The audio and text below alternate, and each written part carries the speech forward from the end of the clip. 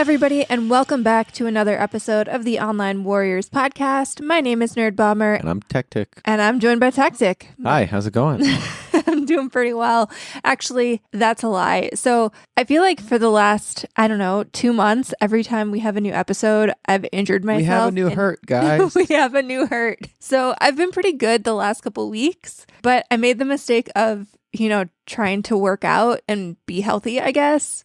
And apparently I have sprained something in my knee or done some kind of thing to give myself tendinitis because of leg day. I think what happens is you try to be healthy, you get hurt, then you have to take it easy, so you rest, and then when you get back out there, you go hard. Yeah, I do. You got to ease. Well, I think also, I don't know if isolated leg workouts, so like I was doing leg extensions and leg compressions like on a machine, and I know I've been told they're not great on the knees, but here we are. You should just do stairs. Stair climbing is like healthy. There's no like extra weight. Just go up and down the stairs. So do you want to go into some sketchy basement on Facebook Marketplace and buy me a stair climber? We have stairs. Yeah, but I don't know. The dog would hate that. The dog would absolutely hate if I was just mindlessly going up and down the stairs all day. New proposal. We're going to move to Philadelphia, and you're going to just do the Rocky stairs. Dude, I would be so good as Rocky. You'd be terrible as Rocky. You turned to dust the second you got punched. You're not wrong. Although, I don't know. Because I feel like sometimes like the scrappy asshole in me would come out, and then I'd like bite. But you'd be still dust at that point. You have broken your foot from a little tiny bunny hop. You are not incorrect. And okay, so actually we'll get into the main episode in a second, but this brings me to a very good question. And we actually talked about this. I don't remember who we were talking about this with. I might not say maybe it was like my nephew. This feels like a very My Little Nephew thing. Would you rather get punched in the face once by Mike Tyson at his prime or be stuck in a shark tank with a shark? Mike Tyson. You'd rather just take the one and done? One and done. And if I get brain damage, I'm happier for it, honestly. Actually, true. I think they have, there are studies that show that people with fewer brain cells firing are actually a little bit happier. So I guess give me Mike Tyson too. Plus, you didn't specify what type of shark. Like if it's a bull shark or a tiger shark, they are nasty. Can't you just punch them in the nose? Isn't that what you do with sharks? Like if you're surfing? Those breeds are just nasty sharks. They will keep coming at you. But if it's honestly, a great white, you can sort of work around. A mako, you can turn upside down and be okay. Well, I've heard that with great whites and makos too. So they have a thing where if they bite into you and they hit bone, they actually if they hit anything hard, they recognize that as not a food source. So that's why you see a lot of surfers and swimmers, they'll take a chunk out of your leg, but if they hit the leg bone, they will leave you alone. And a lot of the times people don't die from the shark attack, but they'll die from the blood loss. This is a very grim way to start the episode, I guess, but fun facts about sharks. So yeah, Mike Tyson is prime. Speaking not of Mike Tyson, we have a very big video game episode for you this week. I know the last few weeks we haven't had that much video game coverage, and we're making up for it now. We'll be talking about some new eShop rules in the Nintendo eShop. We'll be talking about new introductions to some Borderlands 4 characters. We'll be talking about some Microsoft closures and layoffs, and a new way to play The Last of Us Part 2. So let's get started with the Nintendo eShop rules. And Techtic, when is the last time you've browsed and perused the Nintendo eShop? The last time I had the Switch in my hand. I occasionally pop in to see what's up there, and seeing this news. So let me start by telling you what the news is.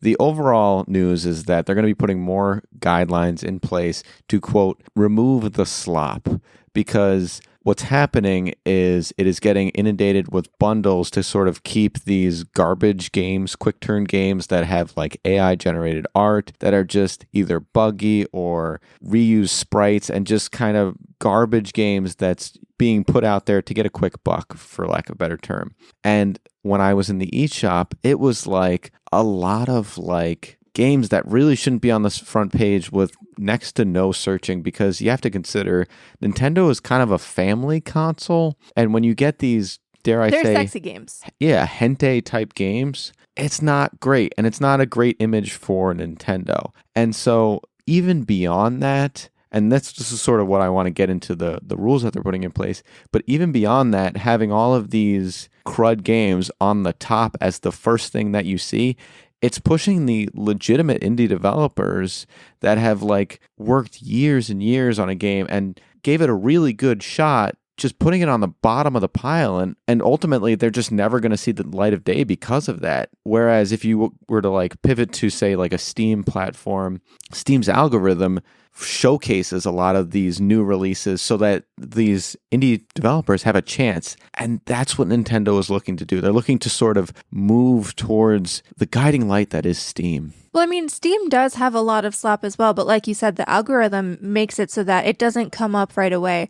The last time I was on the Nintendo eShop, I'm always perusing. I'm a game hoarder. It's really bad. Like, I have so many games in my backlog that I haven't even touched. I have Game Pass. I have so many games on Steam, but I'm still going to peruse the eShop. You never know when you're going to find a sale. And so I always go to the sale section, and literally I was shocked to see how many breasts were front and center. And like, don't get me wrong, everybody loves a good boob, I guess. But the fact of the matter is, because these are slop games that really don't have a lot of effort being put into them, they can sell them for like the minimum price you can set on the eShop. So you'll see some of these games for like 50 cents or something. And a real indie developer, like you said, they can't compete with that because they have to make their money back after spending years developing something. And it's just kind of crazy. So I'm honestly surprised that it took as long as it did to get these restrictions put in place. And I'm really glad that it's happening. And especially too, now that AI has made it easier for these kind of like slop generating people to put more crap on the eShop,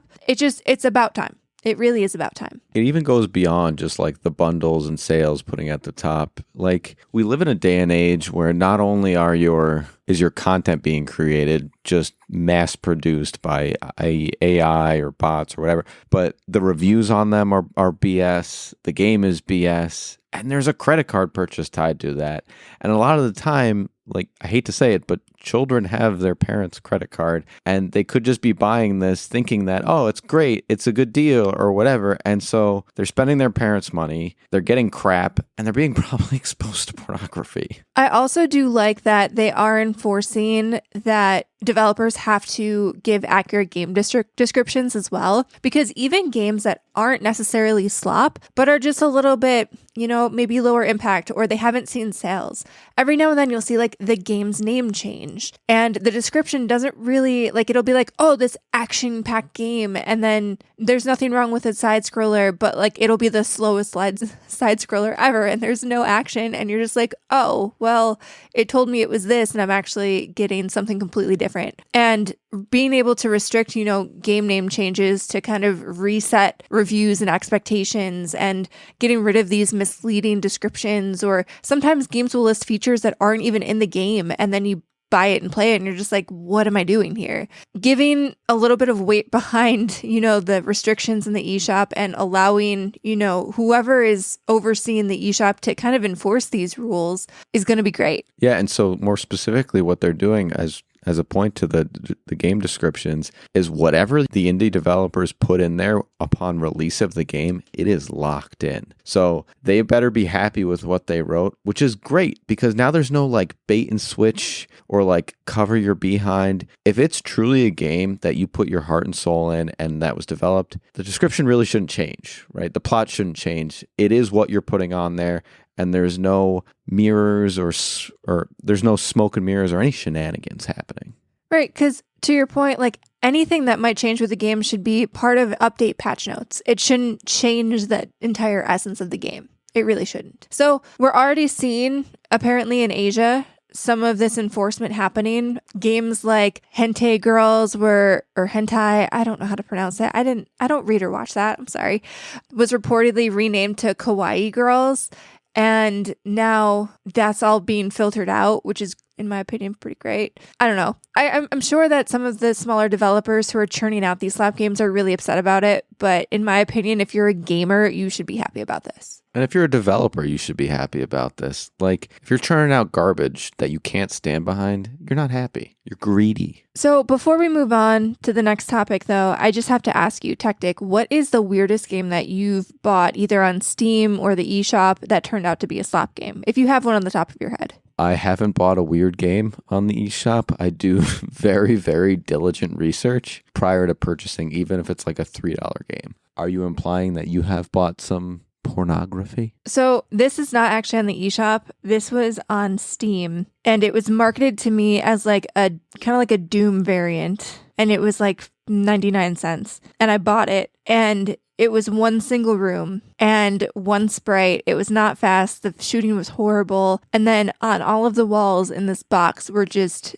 titties everywhere. And did you win? There was no way to win. You were just stuck in a box, and I refunded it. So luckily Steam, unlike the eShop, Steam does allow you to refund games if you haven't played a certain amount of time. And then I think it got delisted shortly after. I feel like people reported it, but it was just like, what? I was just so confused. And then I was just like, oh, I should probably either do more research or, you know. It was all bot reviews, right? Yeah, I mean, it had a plethora of 5-star reviews, and I was definitely schnookered. This game is the tits, and it's not lying. Definitely not lying. Yeah, so yeah, that was a big disappointment. I don't really dabble in that space. Although a good game that I bought. So you were very skeptical, and we had not heard of Cat Quest at this point in time. And I actually bought Cat Quest on sale. Didn't know any context, hadn't seen any reviews on it. I mean, Cat Quest is a mega franchise now. I feel like so many people have played it, and it's really well known. But I did buy it, and I thought it was kind of going to be a spoof game. Fantastic. Fucking loved it. So good. So every now and then, let Jesus take the wheel on your purchases. Especially if there's cats involved. Yeah. All right. So moving on to our next topic, we're going to be talking about Borderlands 4. And so Borderlands 4 is coming up very soon. And as you know, there are, a plethora of different types of characters and categories of characters that you can play. There's 4 different Vault Hunters that usually get introduced in every iteration of Borderlands. And what they're doing in the lead up to the Borderlands 4 release is they're going to be releasing a bunch of little animated shorts,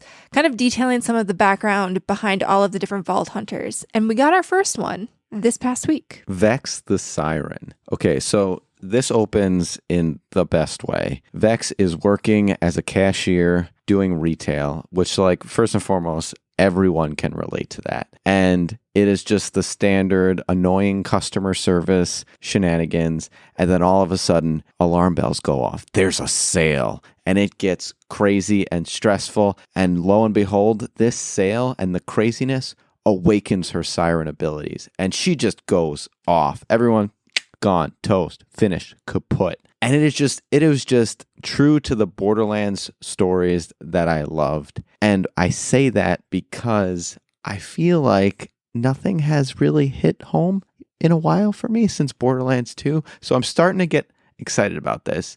And before I shit on Borderlands 3, is this doing it for you so far? I mean, first of all, I think this is probably, if I was in the Borderlands universe, this would probably be my origin story. If any of you aren't aware, I worked in retail for, it was like something like, not quite an entire decade, but something like 8 or 9 years. Wait, without seeing any of the other players, you're already Team Siren? You're usually the commando or tank. I hear you, but I'm going to give you multiple reasons here. So first of all, the retail experience, especially, so I think in this short, it was called Purple Friday. We're talking about Black Friday here. And I have worked many a Black Friday, many a holiday, and it is not great. It is not a fun time. So if I was in the Borderlands universe and I had secret siren powers, I can totally see this being me. Murdering everybody? I mean, I'm not that dark, but at least using my siren powers to get people away from me.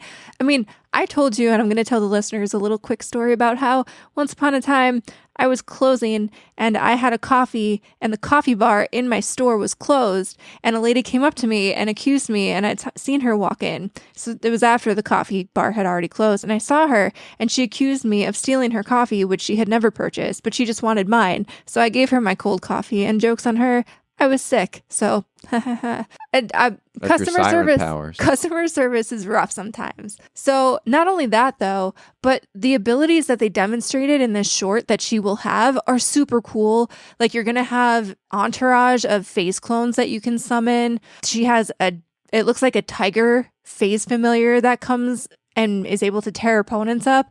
You know me, I like animals. I like big cats. Like, if there's an animal involved, I will probably lean towards that character. So that seemed really cool to me. You've never played as the siren. I have never. So this could be my so first exciting time. For me. I have never actually been the same class of Vault Hunter in any game that we've played. I usually switch it up. And sometimes it's because there's like an animal. Like the one, I think there was like a puppy, Actually, same. robot I puppy. was tank, assassin, siren. Yeah, I switch it up. So this will be a new experience for me, and I'm digging it. They're starting off great with these character releases. Now, the reason why I said I want to shit on Borderlands 3 just a smidge is Borderlands 2, I thought Handsome Jack was an absolutely fascinating villain. He started off kind of on the good guys, then became corrupt with power, and then moved towards a dictatorship. But ultimately, his goal was to sort of cleanse the Borderlands and run it in a way like he felt like he was the hero of his story. Which I think sounds familiar. But that's great for like a villain arc. That's a standard trope, and I respect that trope. The Calypso twins were just batshit sirens that just wanted to be gods, and I didn't find them that interesting. I just was done with Borderlands 3. We got just over halfway done with it, and I was like, these guys are boring and kind of cringy, and I'm going to push back. I'm going to push back on that a little bit. So there was something very critical, and I don't know if they had this in Borderlands 2, but they introduced a mechanism, I believe, in Borderlands 3. And feel free to correct me on the internet if this existed in the earlier Borderlands. But when we played Borderlands 2, we obviously play this game co-op. And when you open loot, you shared the loot with your party. So Techtic he was more of our sniper character when we played Borderlands 2. So every time we opened loot and there was sniper guns, he got a chance, like he took them. There wasn't even a discussion. They were his. But if there were like SMG or assault weapons, those were mine. And so in Borderlands 3, we changed over because there was the mechanism where you didn't share loot. You each got your own loot. But then we got into the cycle of we have too many weapons. Our inventory is always full. We're always getting weapons that are better than what we have. And we were just stuck in this cycle of constantly managing inventory and not having fun.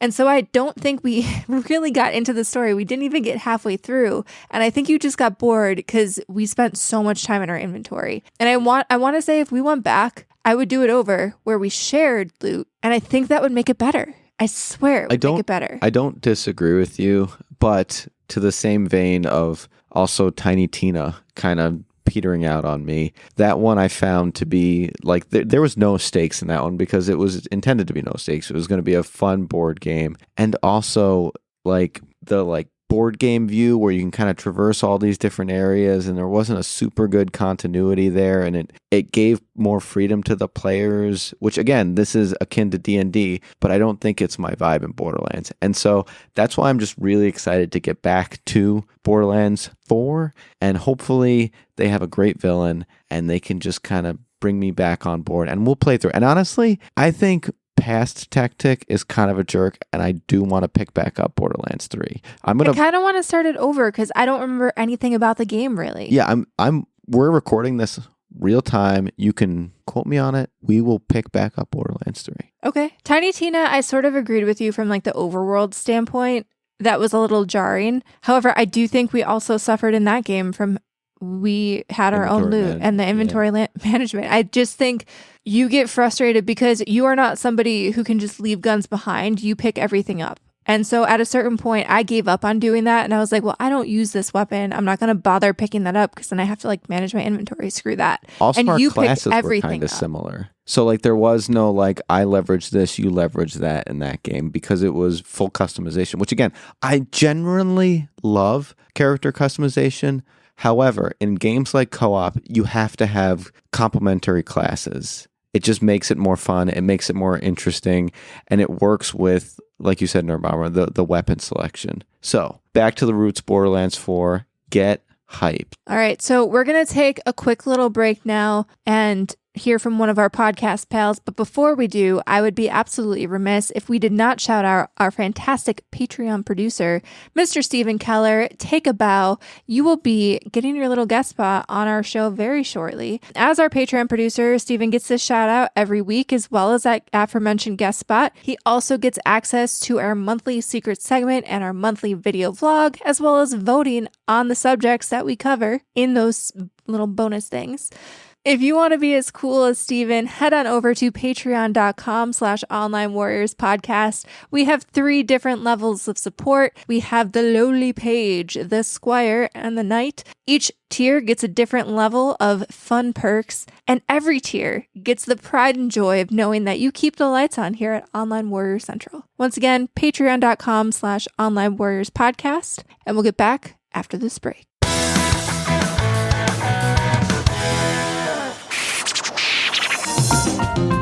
I'm Ryan Fonzie. This is Cameron Hagee. My name is Tony Giggles. And we're 3 dudes who love The Legend of Zelda and love talking about The Legend of Zelda.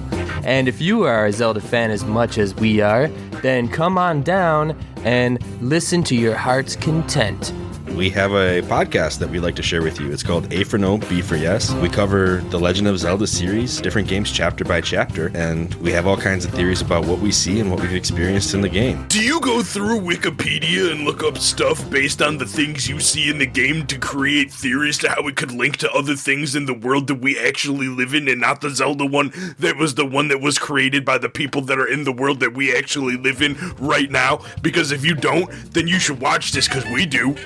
Did you guys get all that? If not, oh, you didn't. Okay. So we are A for No, B for... All right, I'll stop.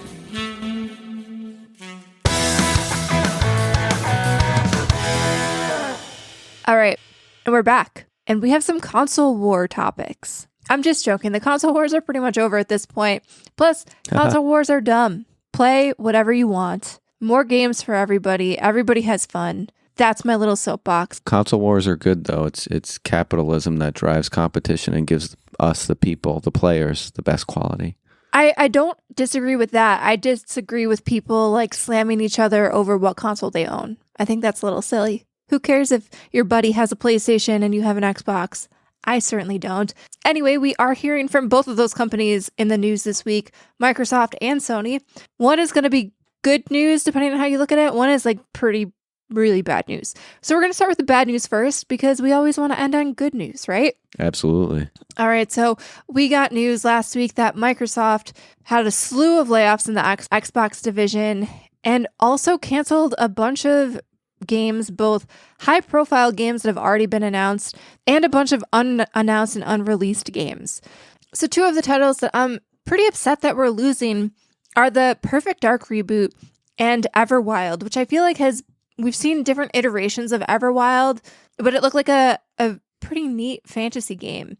As part of all of the layoffs and restructuring, the Initiative, which is the studio behind Perfect Dark, has been closed. Meanwhile, Rare, luckily, is going to stay open. They are working on other games and other titles. Most notably, I believe they're the studio behind Sea of Thieves, which is highly popular.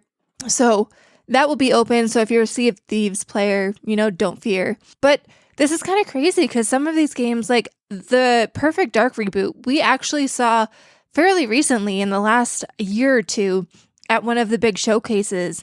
And what we saw looked pretty phenomenal. And I don't know if that's just like CGI magic or what, but I was super hyped for that game. Yeah, the Perfect Dark one is interesting to me because that has like a gameplay baseline. It's a reboot. And so it seems like so that was in development for 7 years. And it feels like the path to completion should have been less riddled in stones, whereas Everwilds was in development for 10 years and we have yet to see any gameplay footage. So it seems like we did see a couple trailers, but I think it was all movie magic, though. There was no true gameplay footage released, and it leads me to believe that was just doomed from the start, so to speak. Even in the 10 years that it had been announced, we had seen an iteration of Everwild that then got scrapped and like rebooted as something else. Because I distinctly remember seeing almost 2 different versions of that game, thinking they both look cool, but they were very different. But after 10 years, like that is such a long time to work on something and not get the final payoff. Even 7 years. I have to wonder how close these games were to completion. Obviously, Perfect Dark, I'm going to go back to that one because the trailer looked like it was pretty polished and we know that they can do whatever CGI magic. But man, I don't know. At a certain point, it feels like you have to be closer to the finish line than the beginning. So why not just see it through? I mean, I get sunk cost. I get that. But I've been on projects where they go on for 12, 13 years. And there's that constant churn of, we just need another year. We just need another year. So it does come to a point of it's time to cut bait. And so I kind of get it. And the rationale behind cutting these projects was to, quote, pivot those resources into another 40 plus games in development. I appreciate that, and I like the sound of that, but then layoffs shouldn't be a thing. So it kind of feels like it's being announced, talking from both sides. I am sad to see these games not now come to light, but at the same time, I do get the cut bait motive. Well, what's really interesting to me though, so like I sort of get it with Everwild, especially if you're in development hell and you don't have a consistent direction, and after a decade, you're still not close to meeting your goal. But with Perfect Dark, that IP is well loved. Like the original Perfect Dark game is iconic. It felt like a print money opportunity. Right. And that just seems like an IP you don't want to screw up. And at this point, I feel like you can't bring the IP back a second time. You can't try a different reboot later down the line, because now you're going to have people who kind of got burnt waiting for this reboot to happen. And this looked good. It makes you wonder what those potential 40 other games are, and why they truly believe, hey, those are going to be the answer to this sinking ship, so to speak.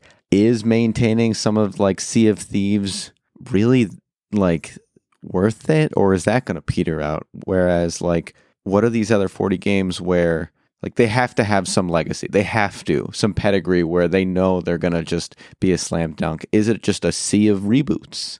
Well, the interesting thing is, I feel like Xbox, obviously for the last, I feel like generation and a half, Xbox has been knocked for not having a lot of first-party games, right? And it did feel like in the last couple of years, they were kind of riding that ship and turning it around. They've had stuff like, obviously, things are also now becoming multi-platform. They're releasing them on PlayStation. But they have had a bevy of first-party games that have done really well and have been reviewed, and people enjoy them. You've got Indiana Jones. You've got South of Midnight. There's a bunch of games I could riddle off. I mean, now they own Activision, so they have the Call of Duty franchise. They have the Tony Hawk game, which just came out. So they have these gems, and it almost feels like they just spent the last couple years building all this goodwill, and in one fell swoop, especially with, like I said, such a beloved IP as Perfect Dark, you are burning goodwill. And it almost feels kind of like Scalebound all over again. And if you guys don't remember, Scalebound was this game that was announced, I think, for the Xbox One, where it was like a Dragon Rider, Dragon Tamer game. And they had it as like the gem in their crown for the longest time in all of their showcases. And it seemed like it was getting pretty far along and people were super hyped for the game. And then they just canned it. And they really didn't give too much of an explanation. There's been talk of maybe resurrecting that property again. But the cancellation of Scalebound really lost Xbox a ton of goodwill.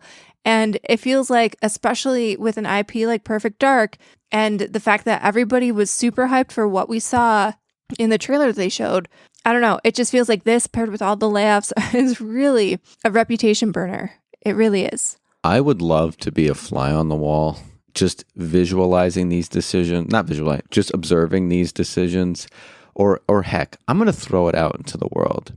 I would love to have someone who's been at this studio just come on the show and tell us, maybe teach us, what is the driving force behind these decisions?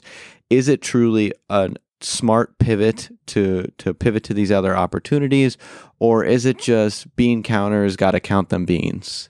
Let us know.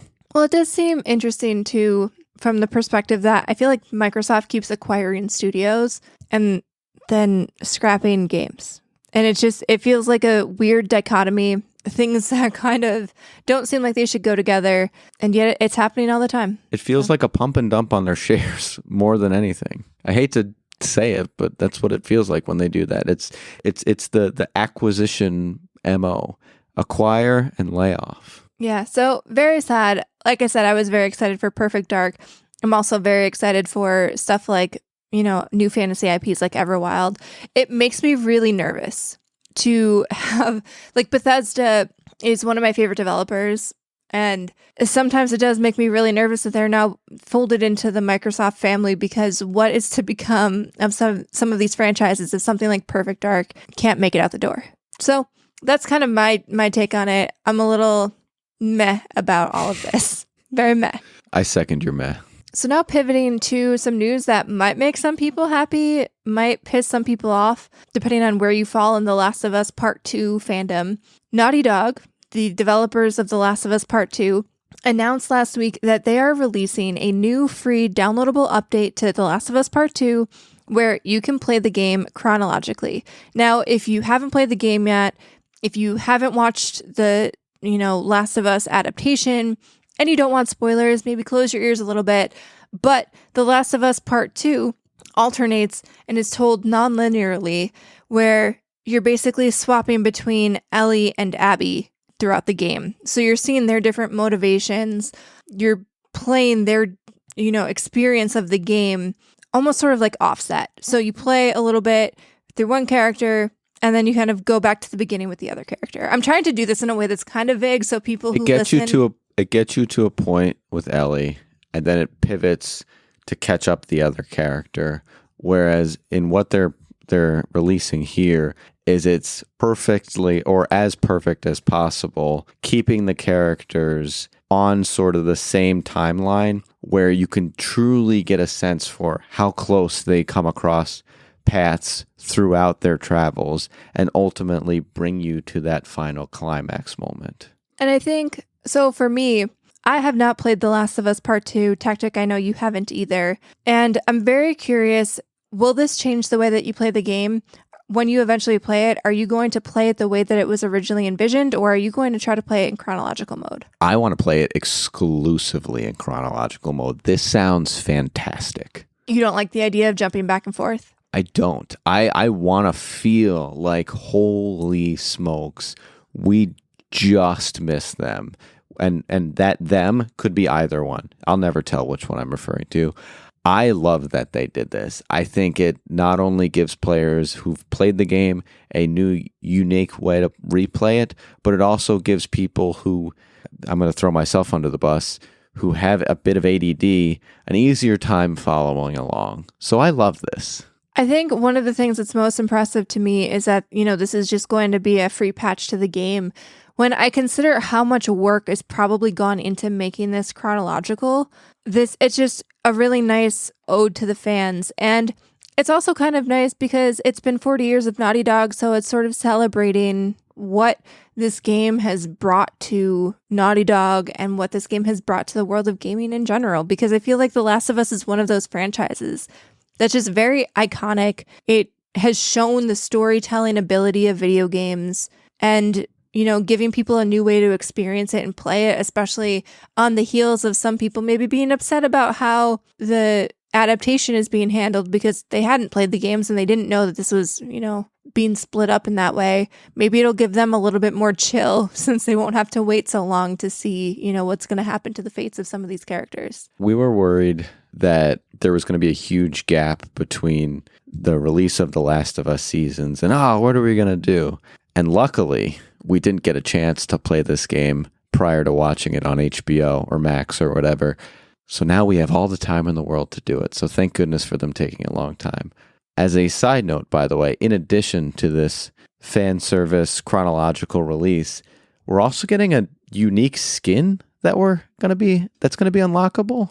Joel can be Nathan Drake, which is also, again... Well, he'll look like Joel, but he's wearing Nathan Drake's clothes. Which, again, is a little nod to the history of Naughty Dog and like the ode to the fans. And honestly, guys, we appreciate this. So thank you to all of the folks at Naughty Dog for being just absolutely fantastic. And this sort of, obviously it's relevant to this story, but it's just sort of relevant to remasters and many video game IPs that are beloved. But I really do love to see things like this, to see the developers going back and still showing love to games that have been out a while. The Last of Us Part 2 now has been out, 4 or 5 years? And to go back in time and spend this much effort to bring the fans a new way to experience it is fantastic. I feel like we see this with the Mass Effect remasters was another thing that was just so belovedly done so that people could experience the game in a new way. And it warms my cold little heart. It really does to see, because in my opinion, and I know this is probably a very controversial statement. Some people are like, oh, video games are just supposed to be fun. But a lot of these games are art, in my opinion.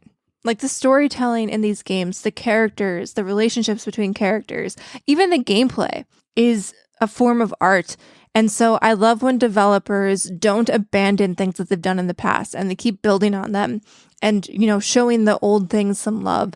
And I guess that's why reboots are so important. Yeah. Looking at you, Perfect Dark. I was going to tie it back around, and I'm glad you beat me there. I didn't want to beat a dead horse, but I was totally willing to do it. But yeah, so I think I'll probably play this. I don't know. Maybe I'll do it the original mode, and then you and I can compare how we experience the story if you do it in chronological. Mine's going to be better. We'll see. I mean, at the end of the day, the original was how it was intended to be played, and this is a supplement to that. So we'll see. We'll see whose experience is better. Okay. I feel like the chronological one, though, will have you having empathy for both sides. And I think it'll enforce that a little bit better, but I digress. Yeah, that is fair. Again, unfortunately, I do know the story of The Last of Us 2 at this point, even though I haven't played the game. So I'm trying my best. I don't want to spoil things for people. I know so many people have been exposed to this franchise for the first time because of the TV show. And so there are a lot of people who haven't played, who don't know the story, and I don't want to put spoilers out into the universe because it has kind of like a new life right now. So I'm trying to be mindful. And I don't know if I'm always good at... of you. Thank you. I don't know if I'm always good at speaking in vague terms, but I try my best, guys. I try my best. So if you don't like the way that I speak in vague terms, hit me up on the internet. Well, I was going to say yell at me on the internet. You can yell at me at onlinewarriors.bsky.social, at ownerdbomber.bsky.social. You can yell at Techtic at techtic.bsky.social. And heck, go heckle illegal. I don't even know if he's checking his blue sky, but he's at owlegal86.bsky.social. Tell him, haha, loser. Go heckle him. Tell him. And now we're going to roll into What Are You Up To Wednesday? With me, Techtic. So the first thing, or really the main thing I want to talk about is we watched the latest and greatest Jurassic Park. Guys, and Steven, feel free to at me on this one. It wasn't good. I actually thought it was bad. It came off as very campy when it wasn't trying to be. There was what I felt like to be a bit of plot discontinuities. I could be wrong. I could be misremembering it. And then also the stakes on certain things. So I'm trying to figure out how to navigate this without spoiling. But if you are the biggest, baddest, most fearful climax in the movie, you're also not part snail. And I don't understand what you mean. I'm so interested to see where you're going with this. And when you're attacking things, you don't just go, I'm over it and move on. That is my biggest critique on this movie while trying to be as vague as possible. It felt like it was campy. It felt like the big scary thing that is in every single Jurassic Park movie towards the end just wasn't that scary. The big bad, it felt kind of doofy, and it felt like lazy writing the way that it all wrapped up, and I just felt like it could have been done better. This felt like they just slapped Jurassic Park on it and said, let's try to print money here, and I was just not a fan. So I actually had the pleasure of seeing this twice. First time without Techtic and a second time with Techtic. And initially, I sort of had the same thoughts, right? My first viewing, I walked out and I was like, the story writing here is not fantastic. It is not stellar. And I wish some things had a little bit more weight to them. But on the second watch through, it was just a fun movie. I think what happened here, so the storytelling and the writing was not great. There were a lot of moments where I was just like, what is this plot? Because the plot wasn't great, and some of the plot armor that occurred throughout the movie was just a little like too on the nose. However, the CGI and the special effects were pretty good. Outside of that, main big bad that Techtic really didn't like, and I have to admit the design of that dinosaur was not my favorite, just not my favorite. But everything else kind of felt like a little bit of fan service. Like you had your moment with the big long necks I can't remember what the dinosaur's name was, even though I saw the movie twice. But you know what I'm talking about, the big long necks. I feel like you have to have that iconic scene in every Jurassic movie. They pulled that off. You had the Mosasaurus, which was a huge hit in the OG Jurassic World trilogy. I'm not talking about the park, the original Jurassic World trilogy. I feel like the Mosasaur really took off in those movies, and so you had your moment with those. You also like paid homage to the fact that there's always, for whatever reason, little kids running around in the midst of Jurassic dangers. So you had that as well. You had your little cutie element that was added in as well, which honestly, I don't know if there were cuties in the original Jurassic Park. I think they should have got rid of that. But I feel like that's like kind of a callback to stuff like Baby Yoda at this point, where like every franchise has to have whatever. It's like, oh, what can we make that's gonna sell? Like, no, that's annoying. I don't like that. But I mean, overall, the action was actiony. Like, it was very tense at times. You're sitting in a movie theater and you're being chased by a T-Rex and you're a little bit on edge. Like, were you, even in some of the action scenes, were you or were you not audibly giggling? I was not audibly giggling at the action scenes. I was actually audibly giggling at some of the like plot armor in the non-action scenes. That's where I thought everything was a little too campy. The action scenes I had zero problem with. It was pretty much everything outside of that I had a little bit of. I'm going to point you to an action scene that you will remember and laugh. Hey, I got to go to the bathroom real quick. It was campy. Even the like the terrifying moments, campy. But that character was supposed to be campy. I don't know. I see what you're saying. It's not in my top tier of Jurassic movies, but it was still a fun time. Like, would I say that it even scratches the surface of being anywhere near the OG Jurassic Park movies? Never. Absolutely not. Never. No. Like, it is not even in that realm. Was it a fun dinosaur movie? Yes. Sure. Do I think it really lived up to the moniker of the franchise and the IP? Probably not. Is Scarlett Johansson and Jonathan Bailey, are they very hot? Yes, they are. Like, I don't know. Take your pick, I guess. Fair enough. It was okay. Like, honestly, my biggest beef, and this is my biggest beef with the writing, was, and if you've seen the movie, this is not a spoiler if you haven't seen the movie, but you'll know exactly what I'm talking about if you have seen the movie. But worst father of the year, what are you doing there? And then when he's getting admonished, ScarJo's just like, no, it's fine. That was my biggest, like, what moment in the entire movie. But that's because ScarJo never had a dad. I don't actually know if that's true. I'm just... I don't know. I would still recommend it. Like, it's definitely a fun summer movie. It's a blockbuster. You know, just go in. Don't expect good writing. Just expect dinosaurs and fun action. That's really it. Just don't go see it. We have a way better movie. We have a way better movie to recommend. See, I don't know if I would call this a better movie. It was so much better. We also saw Megan 2.0. This was good. So I was actually not a fan of going to see this movie in the first place. I did not want to see this. You guys know me. I don't do horror movies. I hate them. So Megan, the first movie, was a horror movie about a doll that's basically like Chucky and has AI implemented in it and then starts killing people around the little girl that she's been programmed to protect because they look at her the wrong way or they're mean or they're bullies, and then the doll goes on like a killing rampage. So that's kind of what I expected. I expected more like Chucky kind of creepy doll horror. That is not what this movie was. Megan 2.0 does like an entire pivot where now suddenly this doll is actually like kind of like a super soldier spy to save the world from another doll. Yeah, another doll that's kind of like her clone, but I think being used by Russia. I'm not 100% sure. Some insert random agency here. And honestly, for like a stupid campy action flick, it was not that bad. Like, it was super cringy and campy, but it was trying to be. Like, it knew what it was, and it was trying to be one of those spoof movies. And I think probably Slaughterhouse. Yeah, in like a decade or so, I think it's going to be something like Megan's Body, where people go back and they're like, "Wow, why didn't more people?" We brought the Megan's Body back. Yeah, dude. But I thought this was better than Slaughterhouse too. This was actually like.